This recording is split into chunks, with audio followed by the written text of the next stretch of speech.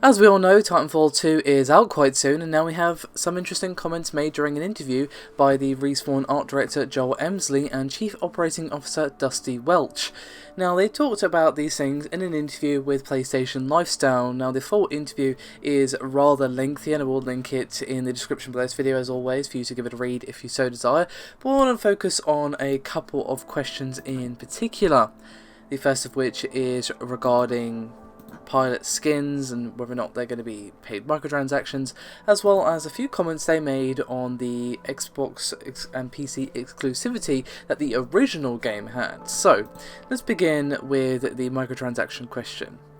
Now, the question from PlayStation Lifestyle was, will Titan and or pilot skins be part of paid microtransactions or free unlockable? What's that looking like? And Emsley said, quote, day one we have a massive amount of camos and we actually call them war paints. There's war paints for very specific, not just camo, but different like chromed out stuff and different stylings of decals and stuff like that. We also have nose art, which goes at the front of the Titan, which in most cases is custom to each type of Titan. Pilot weapons you can throw camo on, Titan weapons you can throw camo on. There could be, based when we go DLC, there may be a point where we charge for cosmetics, but we're not there yet. Clearly, our focus has been day one in the box, cramming as much as we can possibly get in there, so people are really feeling that they got their value for money, that they got their money's worth.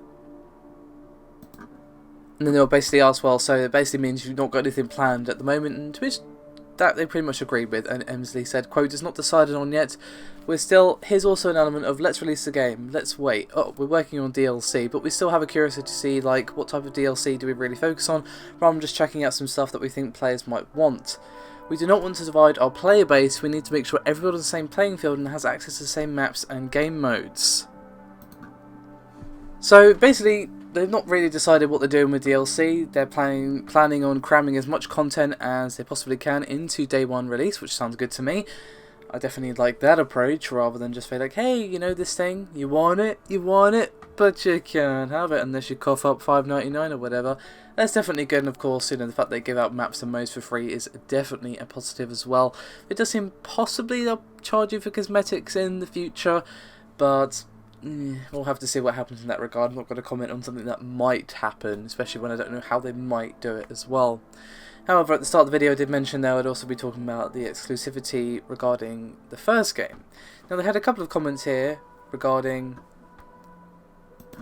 how much input they actually had regarding the exclusivity and transition to multi-platform, as well as the sales versus their expectations of the original game. So let's start with the exclusivity thing.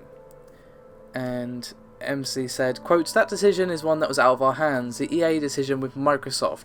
We would always like to be multi-platform. The more consumers that can play them, the better. It's not about money, it's about the audience base, which is important. And then talking about the sales, Welch said, quote, EA released at some point 7.5 million.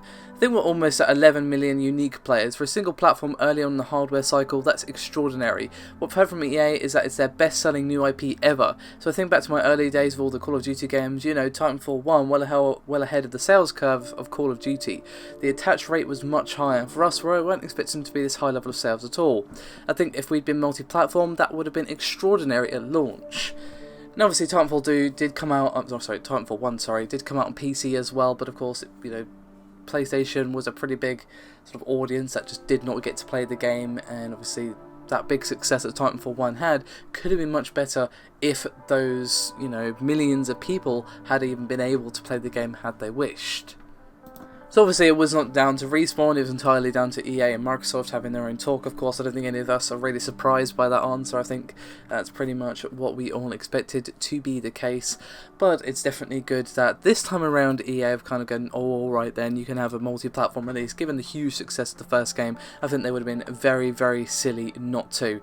So, as I said, this is but a small sampling of the full interview with Respawn, so I suggest you take a look at the description below, where there will be a link for your perusal where you can give the whole thing a read. They talk about various details regarding some of the changes to the game in comparison with the original, as well as, of course, what I've discussed here today. Thank you very much for watching. As always, your support is very much appreciated, and I'll see you next time.